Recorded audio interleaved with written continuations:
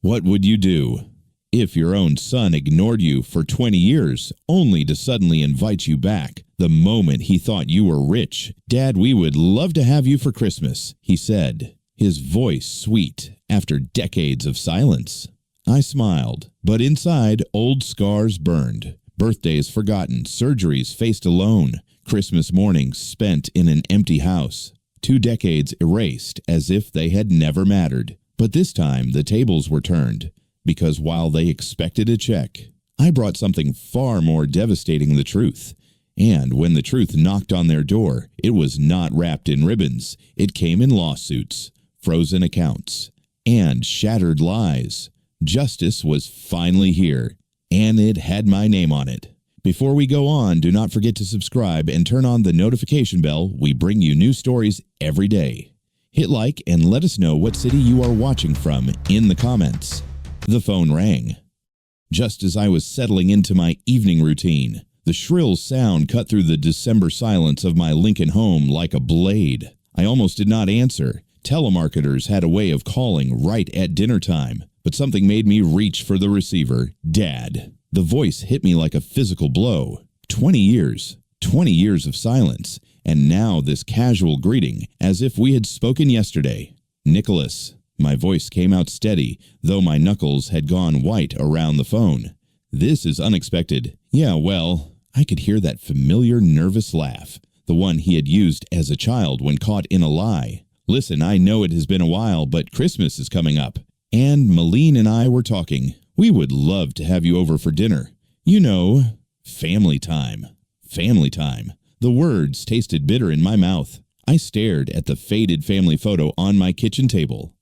The one where Nicholas was 8, gap-toothed and smiling before everything fell apart. A while I could not keep the edge from my voice. "Nicholas, you have not returned my calls in 2 decades. Do you remember the birthday cards I sent? The graduation invitation I mailed? They all came back unopened. Dad, come on. I've been busy. You know how it is. Building a career, starting a family. There is never enough time. Never enough time." I stood up, pacing the small kitchen. Outside, Christmas lights twinkled mockingly in neighbors' windows. But suddenly, now there is time. Right after the news about my lottery win hit the papers. A pause. Too long. "I do not know what you are talking about." "Do not you." I kept my voice deliberately calm. $15 million. Front page of the Lincoln Journal-Star last month. Quite a coincidence, this sudden invitation. "Dad, that is not. I mean, I am happy for you, but that is not why I am calling. We just thought it would be nice to reconnect. You are getting older, and I am getting older." I almost laughed. I have been getting older for 20 years. "Nicholas, where were you when I had my heart surgery? When I spent Christmas alone in this empty house year after year?" His voice shifted defensive now. "Look, I know things have not been perfect between us, but that is in the past. We are family. That has to count for something. Family." The word hung between us like a curse. I thought of all the times I had sat by this same phone, hoping it would ring. All the unanswered messages, the returned letters, the birthdays spent in silence. "You are right," I said finally. "Family does count for something. I will be there." "Really, that is great, Dad. Christmas Eve around 6. I will text you the address." "You do that." I paused, letting the silence stretch. "And Nicholas, I have a surprise for you." "A surprise?" His voice brightened. I could practically hear the dollar signs in his tone. "What kind of surprise you will see?" I hung up before he could respond, set the phone down carefully, my hands trembling just slightly. The kitchen felt different now, charged with possibility. Outside, the snow had begun to fall, dusting the quiet streets of Lincoln with white. I stood there for a long moment, staring at nothing, my mind drifting back to the last time I had seen my son's face. It had been so long ago, but some wounds never truly heal. They just wait, buried under years of resignation and quiet dignity, until the right moment comes to reveal themselves. I walked to the window, watched the snow fall, and remembered how it all began. The snow reminded me of that December 20 years ago, when everything I had built came crashing down. I had been sitting in this same kitchen, though the house had felt different, then warmer, filled with the promise of family. Meline had been packing. Her suitcases spread across our bedroom floor like open wounds. "You are pathetic, Stanley." Her voice echoed in my memory, sharp and cruel. 45 years old. And what do you have to show for it? A dead-end job at Morrison and Associates, a mortgage we could barely afford, and dreams that would never come true. I remembered standing in the doorway, watching her fold clothes with mechanical precision. I thought we were happy. Happy she had laughed, a sound like breaking glass. "When was the last time you surprised me with anything? When did you last take me somewhere nice? Robert treats me like a queen." Robert, her new boyfriend, the one with the BMW in the corner office, the one who had been calling our house for months. Before I finally understood what was happening, "What about Nicholas?" I had asked, grasping at straws. "He needs stability. He needs his father. He needs a winner for a father." She had slammed the suitcase shut. "All you have ever been is a disappointment." The divorce had been swift and brutal. Meline's lawyer had been expensive, mine overworked and underpaid. She had walked away with the house, the car, and our son's loyalty. I had moved into this small rental in Lincoln, starting over at 45, with nothing but my accounting job and the bitter taste of betrayal. Nicholas had been 18 then, old enough to choose sides. He had chosen hers, without hesitation. "Mom's right," he had said in one of our last conversations, his voice cold with teenage certainty. "You are just making excuses. Maybe if you had tried harder, been more successful, none of this would have happened." I had tried to explain, to make him understand, but he had already decided. The stepfather had money, influence, connections. What did I have? A small apartment and a broken heart. 20 years of silence followed. 20 years of birthday cards returned unopened. Of phone calls that went straight to voicemail. Of Christmas mornings spent alone in this quiet house. I had learned to live with the emptiness, to find meaning in small things, my work, my books, the occasional kindness of neighbors. But I had never stopped hoping, never stopped believing, that someday my son would remember the man who had taught him to ride a bike, who had stayed up all night when he had pneumonia, who had loved him unconditionally, even when love was not enough. The lottery win had changed everything. $15 million tax-free. From a ticket I had bought on a whim at Casey's General Store. The story had made the local news, then the state papers. Within a week, my phone had started ringing again. Old friends I had not heard from in years. Distant relatives I had forgotten existed. And then today, the call I had been waiting for, and dreading in equal measure. I walked to my desk, pulled out the folder I had been assembling for months. Bank statements, investment records, legal documents, everything I would need for Christmas Eve, everything I would need to show my son exactly what kind of man his father had become. The snow continued to fall outside, covering Lincoln in pristine white silence. Soon, very soon, I would have my chance to give Nicholas and Meline the surprise they had been waiting for. But something told me it would not be quite what they expected. I smiled to myself, closing the folder with deliberate care. 20 years was a long time to wait for justice, but some things I had learned were worth the endless wait. The isolation had been my teacher, though I had not realized it at the time. After the divorce, when the loneliness settled into my bones like Lincoln's winter cold, I had needed something to fill the endless hours. That was when I discovered my gift for numbers, not just the accounting kind, but the kind that could build empires from dust and disappointment. It started with a foreclosure notice I had seen in the Lincoln Journal-Star back in 2008, a small duplex on the south side, nothing remarkable, but the price caught my eye. While everyone else was running scared from the housing market, I saw opportunity. I drove past the property on my lunch break, noting the solid bones beneath the peeling paint and the overgrown yard. That night, I spread newspaper clippings across my kitchen table, yellowed edges curling in the lamplight, mortgage rates, property values, market predictions. I devoured them all like a starving man desperate for clarity. The old wooden chair creaked under my weight as I leaned forward, calculating risks on the back of utility bills. "You sure about this, Mr. Brooks?" The banker had looked at me over his glasses, skeptical. "Real estate is a dangerous game right now." I was sure. I had signed the papers with steady hands, though my heart was pounding.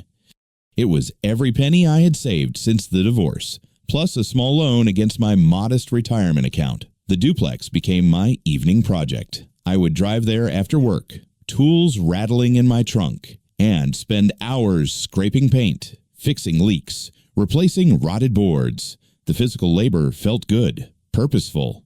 For the first time in years, I was creating something instead of just surviving. 6 months later, I had tenants, good people. A young couple starting out, grateful for clean walls and working plumbing. The rent covered my mortgage. With a small profit left over, I reinvested immediately, buying another property, then another. The Great Recession was my golden opportunity. While others lost fortunes, I built mine quietly, one careful purchase at a time. I learned to read neighborhoods like books, to spot potential where others saw only problems.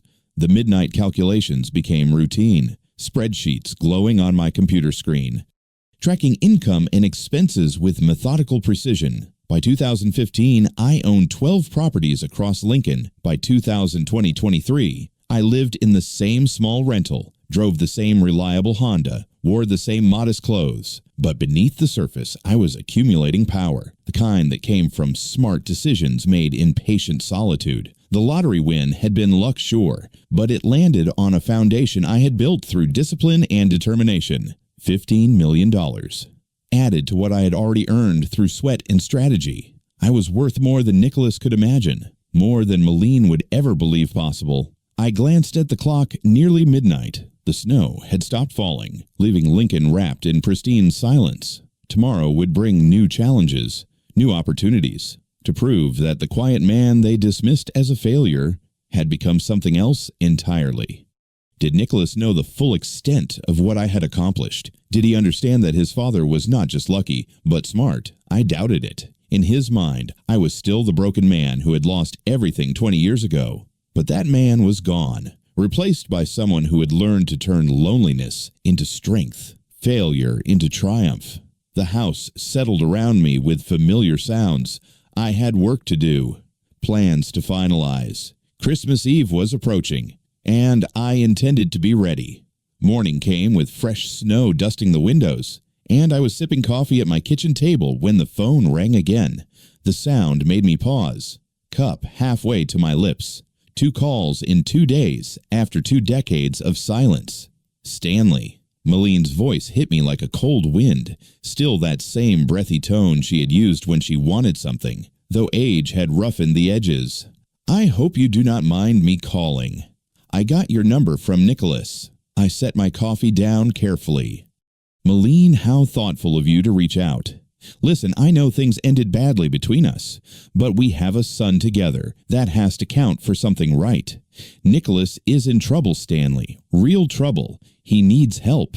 And I thought, well, with your recent good fortune, I could hear rustling in the background, whispers. Then Nicholas's voice, faint but clear. "Ask for more. Tell him it is urgent." What kind of trouble? I kept my voice neutral, though my grip tightened on the receiver. His business. You know how it is. The startup world is so volatile. He has got investors breathing down his neck, and if he does not come up with the money soon. She let the sentence hang. "I hate to ask, but could you help for old time's sake?" More whispers. "Say it is for the grandkids' future. It is for the grandkids' future," Malene continued, her voice taking on that pleading quality I remembered from our marriage. "You do not want them to suffer because of business problems, do you?" I watched the steam rise from my coffee cup, thinking of all the times I had fallen for this routine, the manufactured crisis, the emotional manipulation, the way she had always known exactly which buttons to push. How much, I asked. Well, $200,000 would cover the immediate problems, but if you could stretch to $300, another whisper, maybe $400 just to be safe. I almost laughed. $400,000. Asked for as casually as borrowing sugar from a neighbor. "I see. Stanley, I know you are angry about the past, but this is bigger than our problems. This is about family. About doing what is right. What is right? I repeated the words slowly. Tell me, Malene. What was right about 20 years of silence? What was right about returning birthday cards unopened? What was right about teaching our son to treat his father like a stranger? Her voice hardened. That is ancient history. We are talking about now. About your son's future. I will not give you a cent. The words came out cleaner than I had expected, without anger or bitterness. Just fact. What she sounded genuinely shocked. Stanley, you cannot be serious. You won millions of dollars. What is a few $100,000 to help your own son? Not a cent, I repeated. Not now. Not ever. But you love him. You are his father. How can you just abandon him when he needs you most? I thought of all the times I had needed them, all the reaching out that had been ignored. I learned from the best. You are making a mistake. You will regret this. I do not think I will. The line went dead. She had hung up on me just like that. I set the phone down. Watched the snow continue to fall outside my window. The silence felt different now. Not empty, but full of possibility. I had passed the test. 20 years ago, I would have written the check, desperate to buy back their affection. But the man I had become understood something the old Stanley never had. Respect could not be purchased, and love that came with a price tag was not love at all. I finished my coffee, began planning my next move. Christmas Eve was still days away. But I had a feeling that my son and his mother were not done with their little scheme. That was fine. I had waited 20 years for this moment. I could wait a little longer to see exactly how far they would go. The phone sat silent on the table, and I found myself almost hoping it would ring again, because each call made my Christmas surprise a little sweeter, a little more justified. They thought they were dealing with the same broken man who had lost everything decades ago. They had no idea who they were really up against. Sleep evaded me that night, and by dawn I knew what I had to do.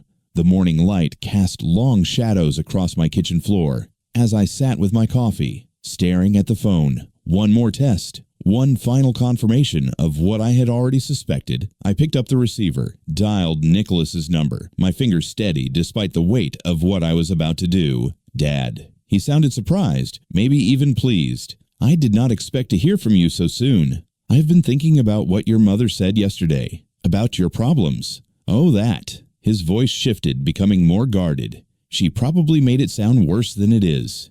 You know how she worries. I leaned back in my chair, watching the winter wind rattle my windows. Actually, Nicholas, I called because I have some problems of my own. Problems, financial ones. I let the words hang in the air, noting how his breathing changed. I'm afraid I made some terrible decisions with my lottery winnings. Got caught up in cryptocurrency trading. You know, Bitcoin, Ethereum, all those digital currencies everyone was talking about. Oh no, but his tone was not sympathetic. It was calculating. How bad is it? Pretty bad. Lost most of it in a market crash last week. Volatile investments, they warned me. But I thought I knew better. I paused, letting him absorb this carefully crafted fabrication. I might have enough left to cover Christmas dinner, but not much more. The silence stretched between us, broken only by the hum of the phone line. I could almost hear his thoughts shifting, recalibrating. Well, he said finally, his voice cooler than Nebraska winter. That is really unfortunate, Dad. I guess these things happen. They do. I waited, giving him a chance to offer comfort support, anything that might resemble genuine filial concern. So, about Christmas. He cleared his throat. Maybe it would be better if you did not come this year. I mean, with everything you are dealing with, you probably need to focus on getting your finances sorted out. There it was, the mask slipping completely away. I see. I kept my voice neutral, though inside I felt a cold satisfaction. So the invitation is off the table. It is just, you understand, right? Malene's been planning this big meal, and we were kind of counting on. Well, anyway, it is probably better this way. Less stress for everyone. Less stress. I nodded to myself. Of course, I would not want to burden you with my presence. Dad, do not be like that. It is just practical. When you get back on your feet, we will definitely get together. When I get back on my feet, I smiled grimly. Right. Look, I have to run. Conference call in 5 minutes, but we will talk soon. Okay. The line went dead before I could respond. I set the phone down, stared out at the snow-covered streets of Lincoln, 20 years of silence. And the moment they thought I was broke again, it was back to radio silence. I had known it would happen, but having it confirmed so brutally still stung. Not because I was surprised, but because it crystallized everything I had suspected about their motives. Love with conditions was not love at all. It was a business transaction. I walked to the window, pressed my palm against the cold glass. Outside, my neighbors were already starting their day, warming up cars, shoveling driveways. Normal people, living normal lives, probably taking for granted the simple fact that their families loved them for who they were, not what they had. If you have ever felt love that came with conditions or family ties that depended on money, share your story below. Comment the number 1 if you know how painful and unfair that experience can feel. The test was complete. The jury had delivered their verdict. Now it was time to plan the sentencing. With that clarity, I spent the afternoon digging into the lives my son and ex-wife had built while ignoring mine. If they wanted to play games, I needed to understand the rules. I started with my old Lincoln business network, contacts I had made during my real estate ventures. A few phone calls revealed interesting information about Nicholas's startup, or rather, its spectacular failure, Brooks Tech Solutions. Jim Patterson from the Chamber of Commerce laughed bitterly. That kid burned through investor money like it was confetti, promised revolutionary software, delivered nothing but excuses and expensive lunches. What happened to the investors? They are not happy. Word is he owes close to $2 million between the venture capital firm and private backers. Some of them are getting lawyers involved. I made notes on a legal pad.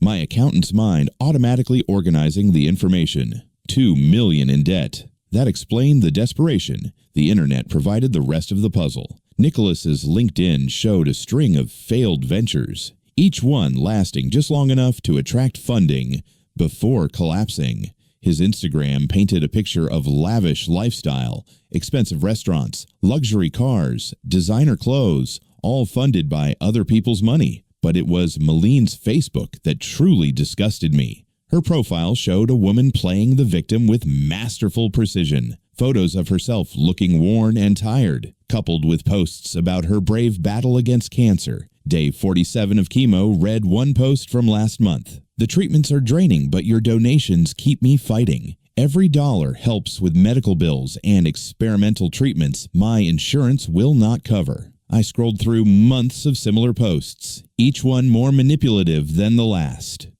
Thousands of dollars in donations from well-meaning strangers, all based on a lie, because I knew Maline was not sick. She was just greedy. A quick search of Lincoln Hospital records through a contact who worked in administration confirmed my suspicions. No cancer treatments, no chemotherapy, not even a suspicious mole removal. I cross-referenced her posts with Nicholas's spending patterns on social media. The timing was too perfect to be coincidental. Every major donation spike coincided with Nicholas posting about a new business opportunity or some expensive purchase. They were working together, a mother and son team, bleeding money from strangers, while ignoring the man who had actually earned his wealth through honest work and relentless patience. I compiled everything into a thick folder. The same methodical approach I had once used for my real estate investments was guiding me now.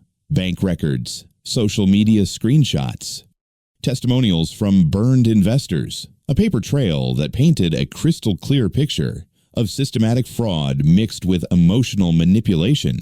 The irony was not lost on me. They had dismissed me as a failure, a man not worth their time or attention. But that very same man had quietly built a fortune through discipline, foresight, and strategy, while they had built nothing but debt and deception. I closed my laptop as evening fell over Lincoln, the screen's glow fading slowly into darkness. Tomorrow would bring new opportunities, new pieces of the puzzle to uncover. But tonight, I allowed myself a moment of satisfaction. I was no longer the victim in this story. I was becoming the author of it. The phone rang again. Probably another desperate attempt to squeeze money from their rich father. I let it ring, listening to the sound echo through my quiet house like a taunt. Let them wonder, let them worry. Christmas was still days away, and I had work to do. Outside, snow continued to fall, blanketing Lincoln in white, clean, pure, ready for a fresh start. Dawn brought focus, and I reached for the phone even before my morning coffee had finished brewing. The notes from yesterday's research lay spread across my kitchen table. Like a battle plan, it was time to see just how far my son's greed would take him. Nicholas answered on the second ring. "Dad, this is unexpected, twice in 2 days." "I have good news," I said, settling into my chair. "Remember those cryptocurrency investments I told you about? The ones that wiped me out?" "Yeah." His voice carried a note of weariness, as if he already suspected where this was heading. "Well, I managed to recover most of it. Day trading, you know. Bought the dip and rode it back up. Turned out far better than I expected." The silence stretched for exactly 3 long seconds. I counted each one. That is fantastic, Dad. I am so relieved. I was worried about you." The lie came so easily to him. Not a hint of shame. No embarrassment about how quickly he had dismissed me when he thought I was broke. "So I was thinking," I continued, "maybe Christmas is back on. If the invitation still stands." Of course it does. "Malene will be thrilled. She has been looking forward to seeing you." Another lie. I could hear the calculations clicking behind his words, like an old cash register tallying profits. "Actually, Dad, speaking of Christmas." His voice shifted, becoming more intimate, more son-like in tone. "I know this is awkward to bring up, but since you mentioned your financial recovery, I was wondering if you might consider helping me with something." I smiled grimly to myself. "Oh, it is this business opportunity. Time sensitive, you know. The kind of deal that could set me up for life. But I need to move quickly. $300,000 would cover my entry stake. $300,000. Not a loan request, but a demand wrapped neatly in the costume of an opportunity. That is a significant amount, Nicholas. I know. But Dad, this is not just about me. It is about securing the family's future, your grandchildren's future. And honestly, after everything that has happened between us, I thought this might be a way to, start fresh." The manipulation was breathtaking in its audacity. Family, grandchildren, fresh starts. Every button he thought would work on the man I used to be. "Tell me more about this opportunity," I said, injecting just enough interest to keep him talking. "It is in the tech sector, artificial intelligence development. Actually revolutionary stuff. The initial investors are projecting returns of 500% within 18 months. The same pitch he had probably used on his previous victims. I wondered if he had even bothered to change the numbers. 500%. That sounds almost too good to be true. I know it sounds crazy, but Dad, that is how these breakthrough technologies work. Remember when Bitcoin was nothing? The people who got in early made fortunes. I let the silence hang between us, as if I were genuinely considering it. In truth, I was marveling at how completely he had revealed himself. No mention of paying me back. No acknowledgement of the 20 years of silence. Just his hand out, palm up, waiting. "I will need to think about it," I said finally. Of course. But Dad, time really is a factor here. The window closes after Christmas. So if you are going to do this, we would need to move fast. The urgency was manufactured, of course. Create pressure. Eliminate time for second thoughts. Classic con artist tactics. I understand. Let me sleep on it. That is all I can ask. And Dad, thanks for even considering it. It means everything to me. I hung up. Sat back in my chair, watching the morning sunlight glint off my notepad. He had taken the bait completely. No suspicion, no questions about how I had recovered my losses so quickly. Just pure, undiluted greed. I picked up my pen, wrote a single word, confirmed. 20 years of silence. And now he wanted $300,000, based on a 5-minute phone call. The audacity was almost admirable in its brazenness. Almost. I glanced at my watch. The business day was just beginning, and I had other calls to make, other pieces to put carefully in place. Nicholas thought he was playing me, but he had no idea the game had already begun. With that bait set, I turned to the contacts I had compiled during yesterday's research. The investors Nicholas had burned deserved to know where their money had truly gone, and where the man who had taken it was hiding. I started with the venture capital firm first. The receptionist transferred me to Mr.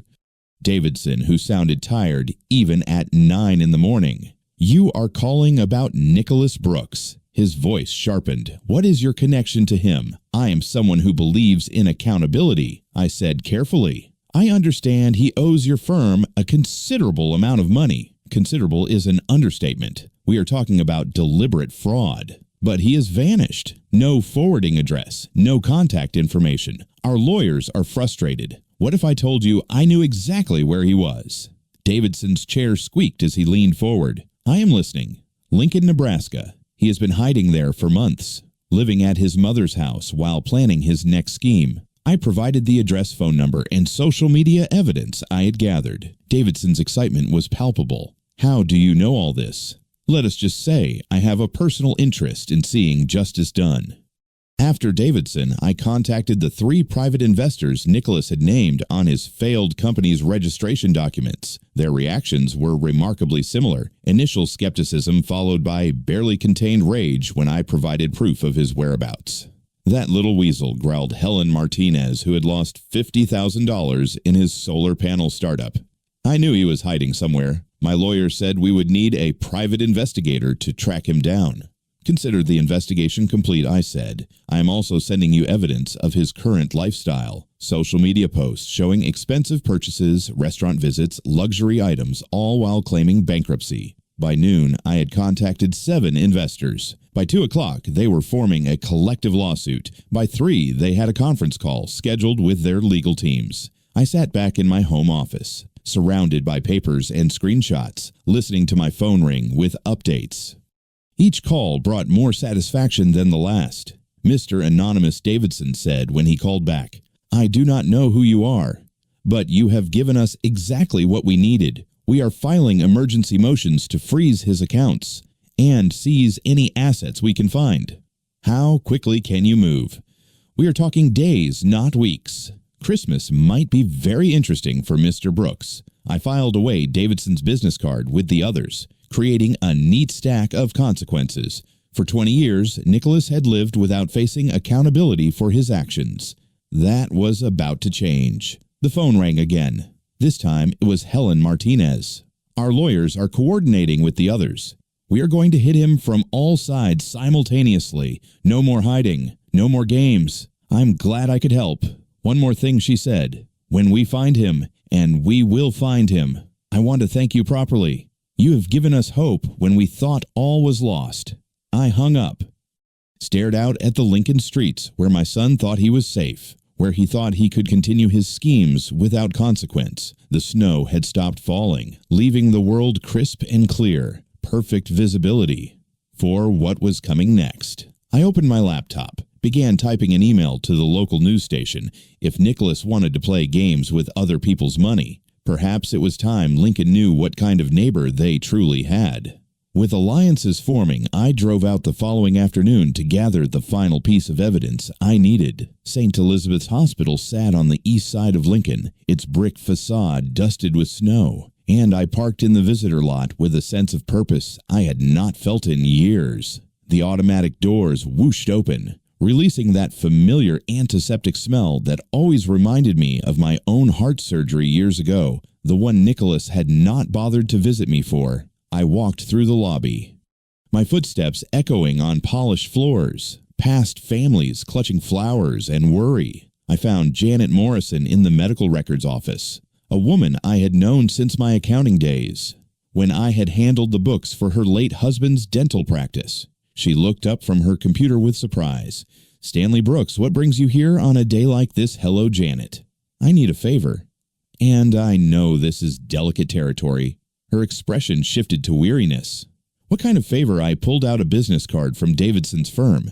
"I am helping with a fraud investigation. There is a woman claiming cancer treatments she never received, collecting donations under false pretenses. Lives are being affected." Janet studied the card, then looked back at me. "Stanley, you know I cannot just Malene Brooks, my ex-wife." The words tasted bitter. "She has been running a scam on social media. claiming chemotherapy treatments that never happened.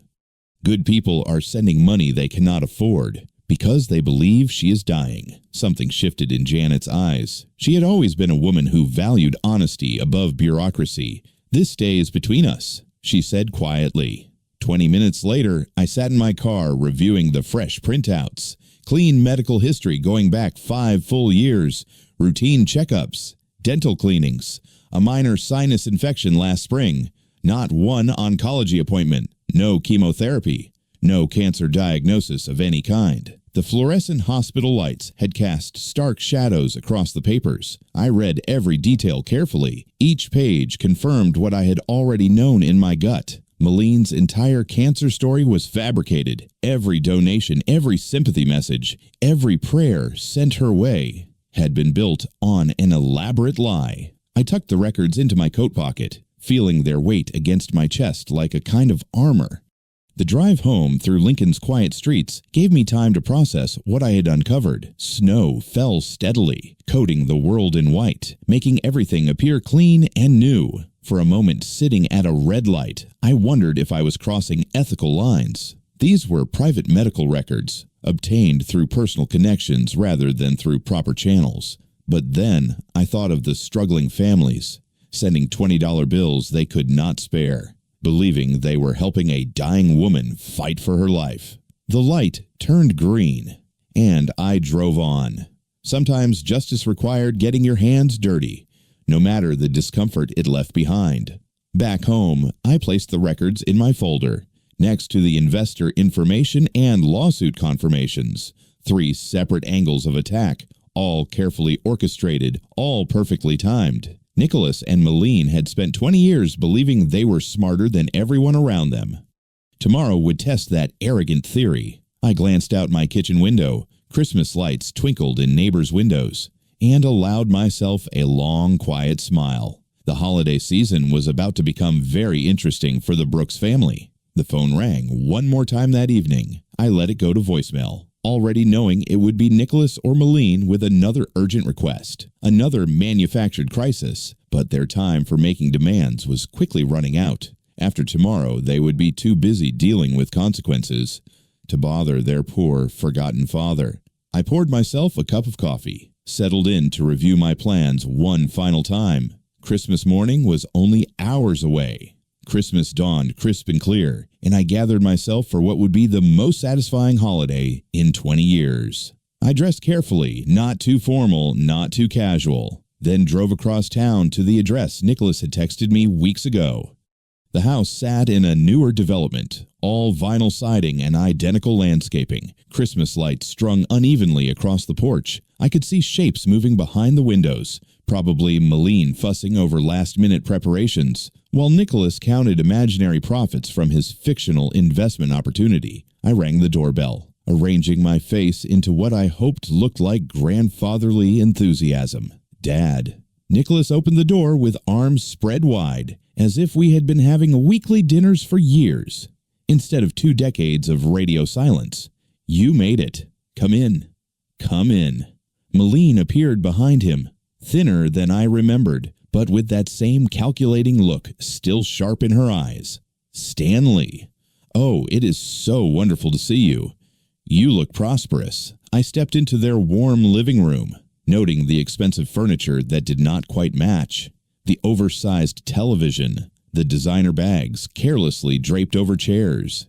All purchased with other people's money, no doubt. "Thank you for having me," I said, hanging my coat on their rack. "I brought something special for later, a surprise for both of you." Their eyes lit up immediately. A surprise. Maline clasped her hands together.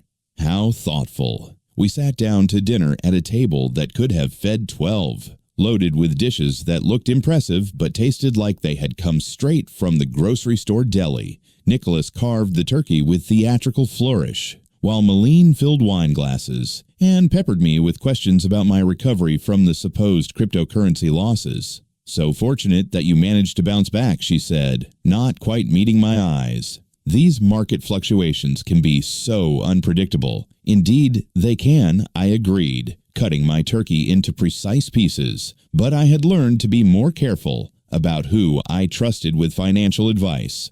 Nicholas launched into a detailed explanation of his artificial intelligence investment opportunity, projected returns, manufactured timeline urgency. I nodded along, asking questions that made me sound interested, while watching their faces grow more animated, with every perceived sign of my willingness to invest. The knock came just as Malene was serving dessert.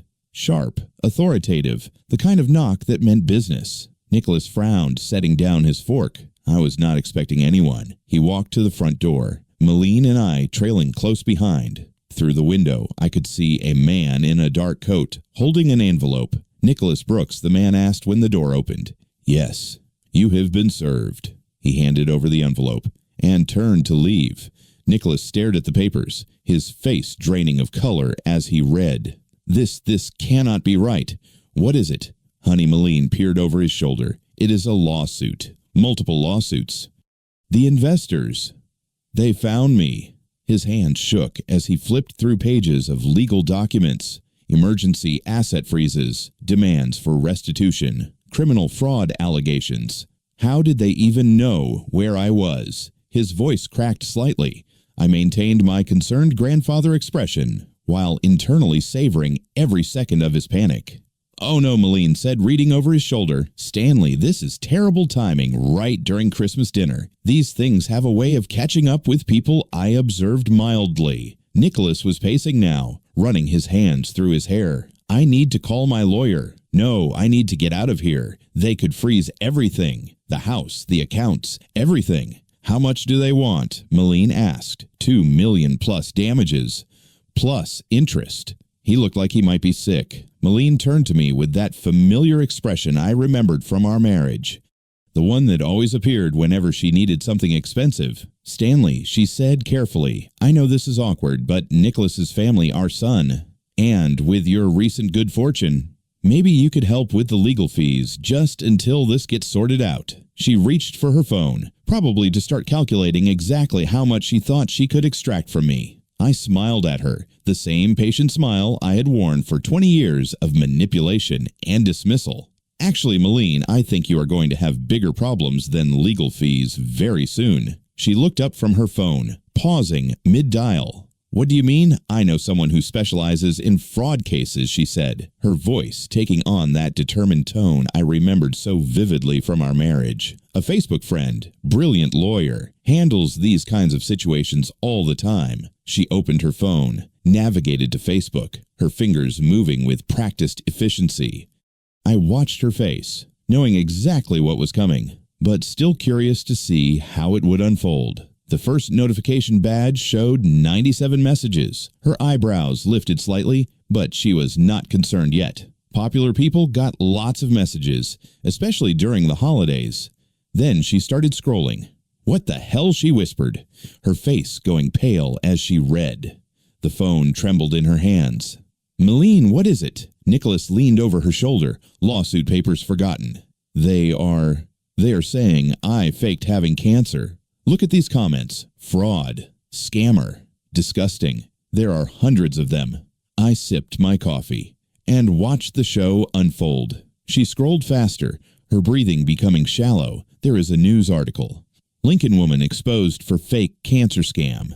Who would Nicholas grab the phone? Read aloud. Anonymous source provides medical records proving Malene Brooks never received cancer treatment despite collecting thousands in donations for chemotherapy costs. This cannot be happening. Malene's voice cracked. Someone hacked my medical records.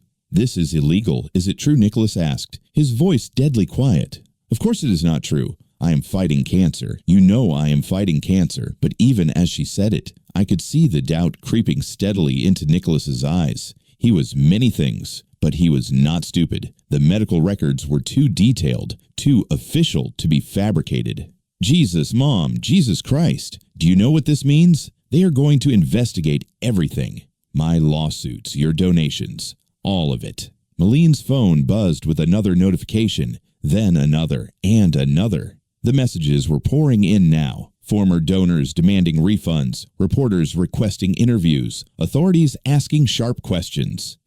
Make it stop, she whispered, staring at the screen. Make it stop. I cannot make it stop. Nicholas snapped. You did this. You brought this on us. I did not do anything. Someone set me up. They turned to me simultaneously, as if suddenly remembering I was there. Their faces showed a mixture of desperation and hope, the same expression I had seen countless times when they had needed something from me. Stanley Moline said, her voice becoming honeyed despite the panic. You said you had a surprise for us. Please tell me you brought what we discussed, the money for Nicholas's investment. We need it now more than ever. Nicholas nodded eagerly. Dad, I know this looks bad, but we can fix this. With your help, we can hire the best lawyers, the best public relations firms. We can make this all go away. I stood up slowly, setting my coffee cup down with deliberate care. Their eyes followed my every movement, hungry, desperate. Actually, I have delivered your surprise already. The words hung in the air like smoke. I walked to the coat rack, pulled on my jacket, taking my time with each button. What do you mean? Moline's voice was sharp with rising panic. I mean exactly what I said. I have already given you what you deserve, but the money Nicholas started, there is no money, not for you. I walked to the door, their confused voices following me. Stanley, wait. You cannot just leave. We need to talk about this. But I was already turning the handle, stepping out into the cold Nebraska night. The door closed behind me with a soft click, cutting off their pleas and protests. I walked to my car without looking back, though I could see the warm glow of their living room window in my peripheral vision. Inside, they were probably still trying to process what had just happened, still believing they could manipulate their way out of consequences. The engine started smoothly, and I pulled away from the curb. In my rearview mirror, I saw a figure appear at the window. Nicholas probably watching me disappear into the darkness. 20 years of silence, 20 years of dismissal, 20 years of treating me like I did not exist. Now they knew exactly how that felt. Days blurred into weeks, and reports trickled in through Lincoln's tight-knit network of gossip and genuine concern. The story had legs, as they say, in the news business, and it ran far and wide. Janet from the hospital called first. Stanley, hope I did the right thing. The authorities contacted me about those records. Turns out someone had anonymously tipped them off about the fraud.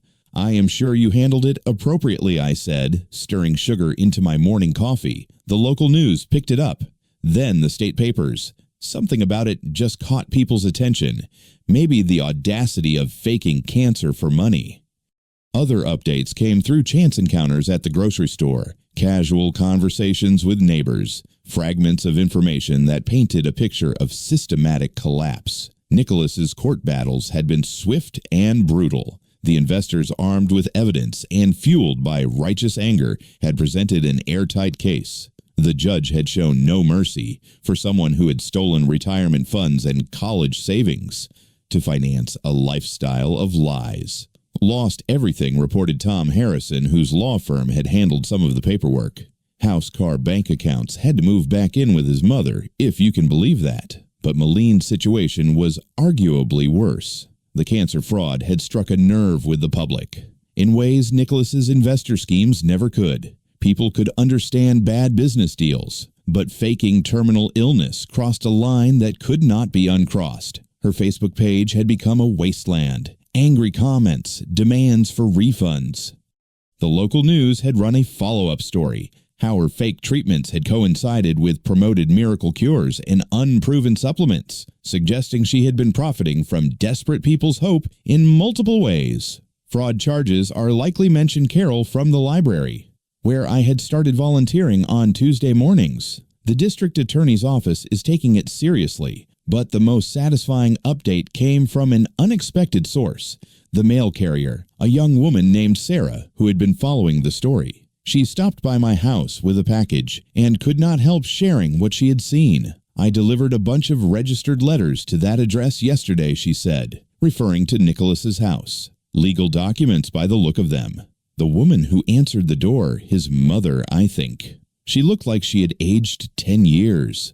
I thanked her and went inside, feeling something I had not experienced in decades, complete peace. The spring that followed was a revelation. I discovered that freedom from resentment was like recovering from a long illness. Suddenly the world seemed to have color again. I took my first real vacation in years, driving through the Rocky Mountains, staying in small towns where nobody knew my story, or carried expectations of who I had once been. In Colorado, I met a retired teacher named Margaret who told me about her volunteer work with literacy programs. By the time I returned to Lincoln, I had signed up to help adults learn to read. It felt good to build something, instead of just tearing down. The community center where I volunteered was full of people who had faced real challenges, job loss, family problems, health issues, and they had chosen to move forward instead of backward. Their resilience placed my own struggles into perspective. "You seem different," observed Father Martinez from St. Mary's, where I had started attending again. "Lighter somehow." He was right. The weight I had carried for 20 long years had lifted, leaving room for things I had forgotten I enjoyed. Books, long walks, conversations with people who valued honesty over profit. I still lived in the same modest house, still drove the same reliable Honda, but now these things felt like choices rather than limitations. I had enough money to live anywhere, to do anything, but I discovered that satisfaction came from different sources than I had ever expected. One evening in May, as I was planning a trip to visit the Grand Canyon, my phone rang. The caller ID showed Nicholas's number, but I let it go straight to voicemail. Later, I listened to his message, a rambling apology, mixed with subtle requests for financial help. I deleted it without a second thought. The next morning, I packed my suitcase, loaded my car with maps and travel guides. The Grand Canyon could wait, though. First, I was going to drive through Kansas, where I had heard about a small town that needed help rebuilding after a tornado. It felt good to have somewhere to go, someone to help. It felt good to be needed, for the right reasons. As I pulled out of my driveway, I glanced once at the house where I had spent so many years, waiting for a phone call that never came. Now I understood that I had been waiting for the wrong thing entirely. The road ahead was empty and full of possibilities.